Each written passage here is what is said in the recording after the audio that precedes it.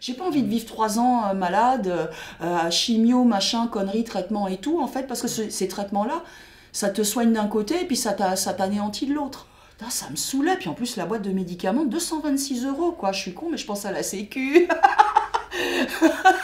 C'est vrai, quoi. J'ai déjà assez profité du système en étant au chômage de très longue durée. Et là, c'est l'occasion de partir au terme d'une longue maladie, tu sais, comme on dit poliment. Et puis, Ça te fout la pêche de savoir ah que tu ouais, de vas savoir partir. que je vais partir. Ah ouais, ouais, ouais, je suis contente. J'ai enfin la fin du cauchemar, quoi.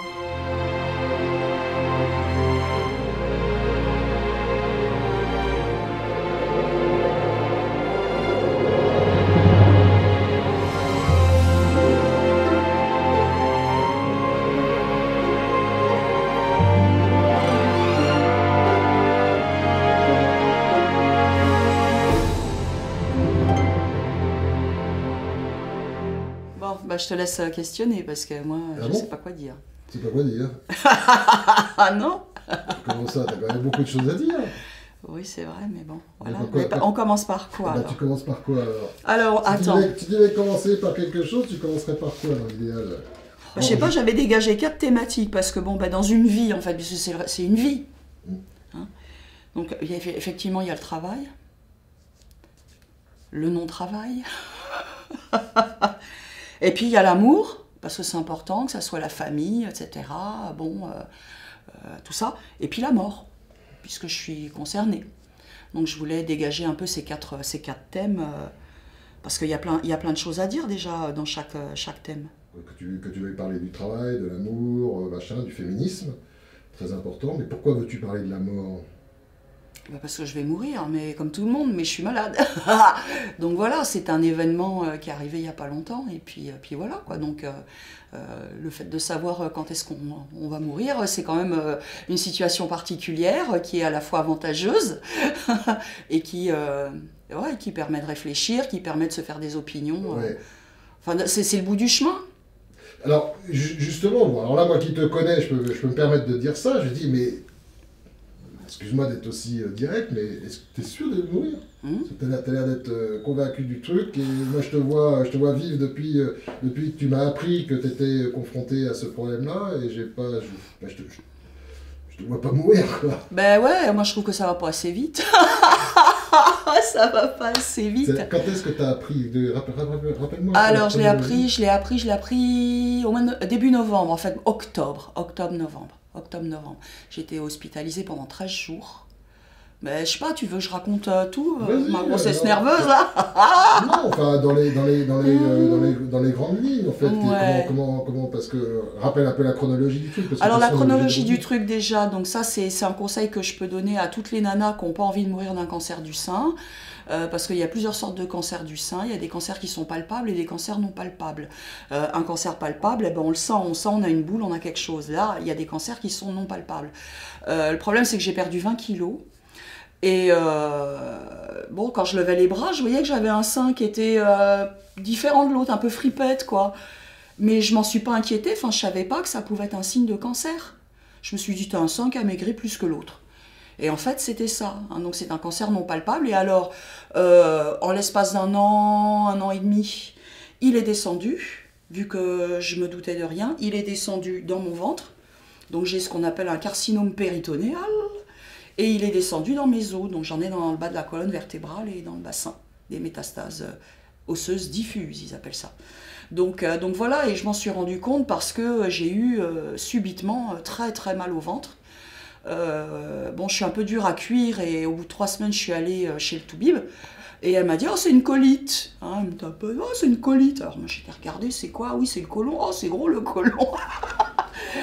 Et puis elle m'a filé un traitement. Au bout d'une semaine, c'était encore pire. J'avais le ventre qui enflait, le ventre dur et tout. J'avais mal. Et elle m'a redonné un autre traitement. Elle m'a prescrit une échographie abdominale. Et puis ben là, la nana, elle m'a dit, madame, c'est pas du gaz que vous avez, c'est de l'eau. Allez tout de suite à l'hôpital. Alors j'y suis allée, j'y suis restée 13 jours. Et ils m'ont ausculté par tous les coins, scanner, tout ça, échographie, machin, truc, ponction. Mais enfin, je sais pas, au bout Au bout d'un mois et demi, j'ai été comme ça, quoi. J'étais enceinte de 6 mois, en un mois et demi, quoi. Ils m'ont enlevé 4,5 litres de liquide péritonéal. C'était impressionnant. Donc voilà, et c'est là qu'ils ont découvert que j'avais un cancer. Ils ont trouvé l'origine, et puis bah, avec un scanner complet, bah, ils ont vu que j'en avais aussi dans les os, quoi. Enfin, que j'étais bien tapée, quoi. Et donc la première fois que j'ai vu l'oncologue, parce qu'on ne dit pas cancérologue, on dit oncologue, la première fois que je l'ai vue, je lui ai demandé, je lui ai dit, et si je ne me soigne pas? Elle me fait, oh, bah, vous en avez pour quelques mois, un an. Alors elle m'a filé un traitement de confort, mais je l'ai arrêté. Voilà, alors donc, quelques mois, un an. Alors il y a déjà quelques mois déjà qui sont passés. Ben oui, je vais pas jouer les provocateurs, donc, mais... Novembre, décembre, janvier, février, mars. 5 mois, 4-5 mois là qui sont passés. Et c'est vrai que, bon ben je le sens, hein, le machin. Je le sens dans le bas du dos, c'est comme une lombalgie, mais bon... J'aime autant le sentir, hein. Je sais pas, j'ai envie de sentir mon crabe. et voilà, mais bon, c'est vrai que je suis en forme, quoi. C'est incroyable. Et ça m'énerve, quoi. Je voudrais que ça aille plus vite. Mais bon, ça viendra, hein. Dire que je pense que tout d'un coup, ça va me sauter dessus comme ça va me tomber dessus, et puis je vais décrépir, quoi. Voilà. Mais alors, est-ce que du problème médical que tu rencontres, là, est-ce qu'il y aurait moyen de s'en sortir en suivant des traitements? Est-ce que c'est... Non. Non, t'en es sûre? Oui, j'en suis sûre, c'est-à-dire que quand ça touche les os, alors c'est vrai, tu peux t'amuser pendant 2 ans, 3 ans à faire durer le truc, bon, mais quand les os sont touchés, c'est... Voilà, quoi. Alors c'est vrai que le sein, j'ai eu une hormonothérapie. Et c'est vrai que ça le faisait reculer. Mais de toute façon, bon là on va voir, je vais refaire des examens là. Mais bon, bah, j'en ai dans le ventre aussi, donc de toute façon ça peut aller dans le foie, ça peut aller... c'est dans le péritoine, quoi. Hein. Ouais. Donc de toute façon, ce que tu veux colmater d'un côté, il va dégénérer de l'autre. Ça peut même aussi me tomber sur les ovaires. Hein. Ouais. Enfin bon, je veux dire, c'est sans fin ce truc-là. C'est une saloperie. Hein. Donc donc moi j'ai pris la décision de ne pas me soigner du tout. Et de partir le plus rapidement possible, parce que j'en ai marre, quoi. Je suis fatiguée, ça tombe bien. Attends, voilà, justement. Simplement, ta fille, elle est au courant, donc tu l'as mise au courant. Alors elle sait, bien sûr. Comment met-on au courant une enfant, sa fille, qui a elle-même des enfants, que tu es atteinte du mal duquel tu souffres, je dirais, et que de toute façon, tu as décidé de ne pas le combattre. C'est ça. Comment on annonce ça pour moi, dans la vie, il faut pas mentir déjà. Ça sert à rien de cacher la vérité, parce qu'en fait, cacher la vérité, ça fait beaucoup plus mal, beaucoup plus de dégâts que la dire, quoi. Mmh. Donc, moi, je suis cash. Donc, je lui ai dit cash, quoi, carrément. Quand je me suis fait hospitaliser, de toute façon, elle a bien vu qu'il y avait quelque chose qui... Bien sûr. Et puis, quand il y a eu vraiment les résultats, je lui ai dit, quoi. J'ai dit, voilà... je suis condamnée, j'ai dit, je suis condamnée, j'en ai pour 1 an. Ah, c'est ce que m'avait dit l'oncologue, hein.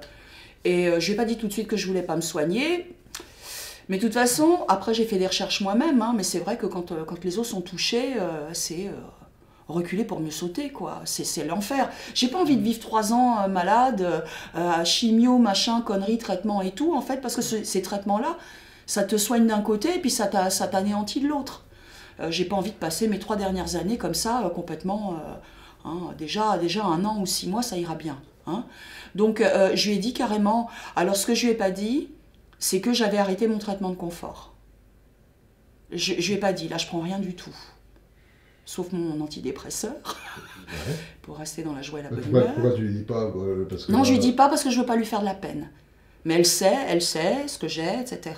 Oui, mais je lui dis pas tout, là. Ton traitement de confort, quelles conséquences ça a sur elle? Alors, le traitement de confort, en fait, au bout de 3 mois, on a constaté que ça faisait reculer le cancer, l'hormonothérapie faisait reculer, il y a des marqueurs dans le sang, et en 3 mois, les valeurs ont diminué. Donc en fait, c'est pas que de confort, visiblement, alors. Mais c'est ça, c'est qu'elle m'a un peu arnaqué, l'oncologue, là. Hein, donc là, j'ai arrêté. Et puis en plus, c'est vraiment mais hyper déplaisant. C'est-à-dire que j'avais des bouffées de chaleur la nuit, les grandes eaux et tout, la serviette pour m'essuyer, les t-shirts de rechange. Je prenais un autre médicament aussi pour mes os. Alors c'est vrai que ça a été radical, j'avais plus de douleur du tout. Mais d'un autre côté, il fallait que je le prenne, mais en étant complètement à jeun, en pleine nuit en fait. Puis que je boive de l'eau, que je boive de l'eau, que je boive de l'eau. Putain, ça me saoulait. Puis en plus, la boîte de médicaments, 226 € quoi. Je suis con, mais je pense à la Sécu. C'est vrai quoi, j'ai déjà assez profité du système en étant au chômage de très longue durée. Donc voilà, donc j'ai arrêté là. Je verrai si je reprends. Moi, je veux quelque chose contre la douleur, effectivement, le jour où ça attaquera vraiment et où ça sera insupportable. Mais je veux pas enrayer le machin, je veux pas faire durer le plaisir, voilà, c'est tout. Voilà. Alors, il y a cette notion de ne pas faire durer le plaisir, comme tu dis, mais il y a une autre notion qui est assez étonnante et stupéfiante, c'est cette notion un peu de soulagement, quoi, de ta part. Oui, ben oui, mais...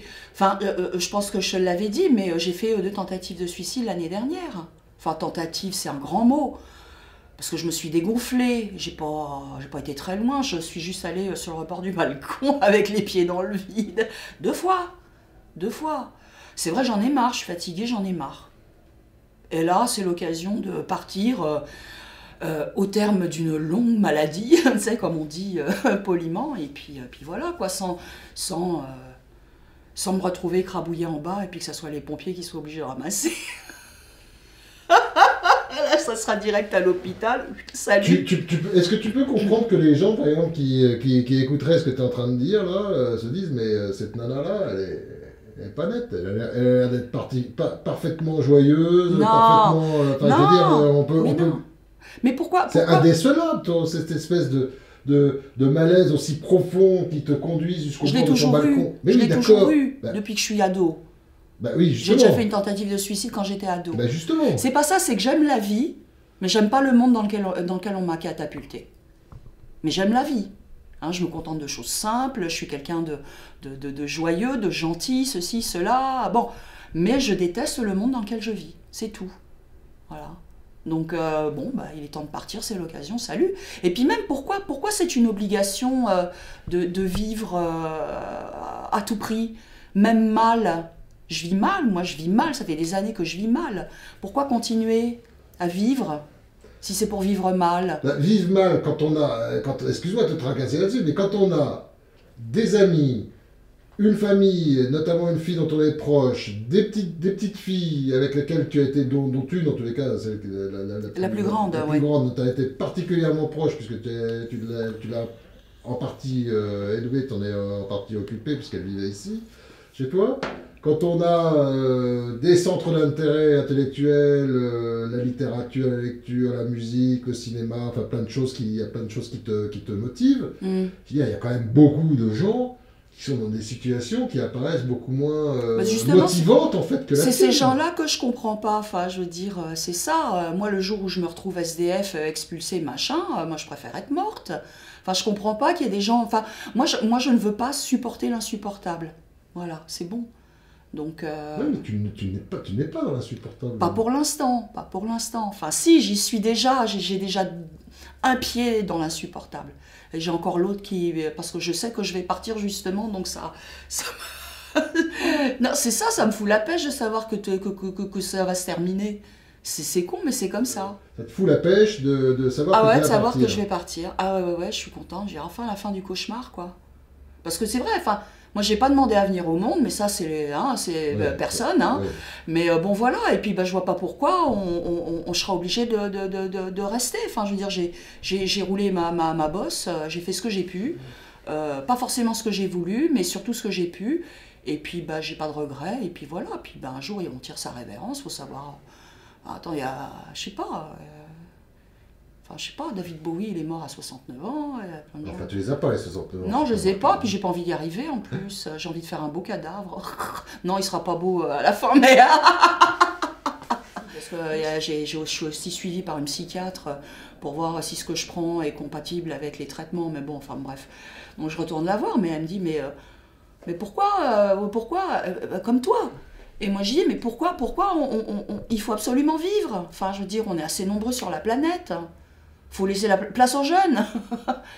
Bon, moi je suis plus jeune, moi, c'est fini. Je veux dire, sur le marché du travail, je suis trop vieille, depuis longtemps. Même sur le marché sentimental, je suis trop vieille aussi, quoi. Enfin, je veux dire, enfin, j'ai l'impression que... Enfin, je veux dire, c'est la société qui est comme ça, certainement, mais bon, bah, à partir d'un moment, bah, on te fait sentir que tu vaux plus rien. Alors, je sais que je vaux quelque chose, Ah oui. mais je vais m'en aller dignement, puis je vois, j'ai rien à prouver, je m'en fous. Enfin, je veux dire, j'ai essayé de prouver des choses, ça n'a pas marché, de toute façon, il n'y a que les salopards qui y arrivent. Et moi, je suis pas une salope, donc bah, ça marche pas. Donc, bah, je me casse, hein. Quand je me fais chier, je me casse. Même si je dois rentrer à pied, c'est pas grave, je m'en vais. Voilà, quoi.